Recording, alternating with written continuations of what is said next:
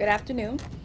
I called a press conference to inform you today that at approximately 2 p.m., the grand jury returned an indictment that was presented to them against former Baltimore police officer Arthur Williams on first-degree assault, second-degree assault, and misconduct in office. The indictment pertains to an incident alleged to have occurred on August 11, 2018 against Deshaun McGreer, and a warrant has been issued for his arrest. As you all are aware, this is now an open and pending criminal matter. It precludes me from discussing it and the facts of the case, but as in all cases, the defendant in this case is presumed innocent unless and until proven guilty. Any questions? What about the other officer? Are there any charges pending against the other officer at the scene? Are you considering that?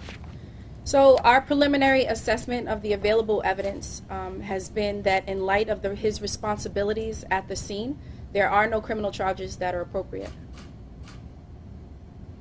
Have you learned anything about the prior behavior of Officer Williams? So again, I can't get into the facts of the case. All of that will be relevant at trial, but we are here to say that a grand jury has returned that indictment. Madam State's Attorney, what's your characterization of the video that I'm sure you've reviewed? Well, I can't give you my personal opinion about it because, again, it's an open and pending matter. But it's one and we take seriously, which is why we presented these charges in front of a grand jury, and ultimately those charges were returned. Was there anything in his past at all other than just this incident? Or are there other things the grand jury was presented with?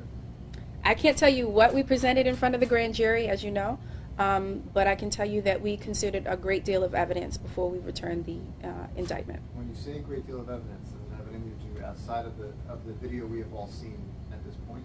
So I can tell you that we don't just consider what you all have viewed, the viral video. We consider a great deal more evidence, which is what we were able to present before the grand jury. What facts of the case, whether it be injuries or something, rose to the level of first-degree assault from the injuries, or was it something other specific? If you look at the charge for first-degree assault, and I can read it for you so that you can conclude yourself, but the elements of first-degree assault fits this alleged crime.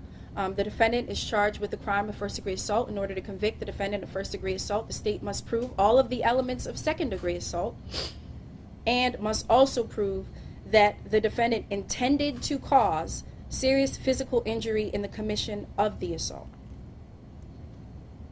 So there was another arrest that came out from June where there's video of that too floating around. Was that involved in the breadth of evidence that you're looking at? So again, I can't talk about the substance of the evidence that was presented. This is an open and pending criminal matter, but we did take into consideration other evidence than what you are aware of. Do you think that the charges would have been filed so swiftly, or this would have been presented to a grand jury so swiftly without video from Mr. White that we all saw and that went viral over the weekend? So I think what we saw, and again, you have to think about what it was we presented before the grand jury, and the evidence in this case was both apparent and available, which is why we presented that evidence to a grand jury, and ultimately they returned an indictment. Did the police turn over the body cam video that was on the officers? They said body cam video.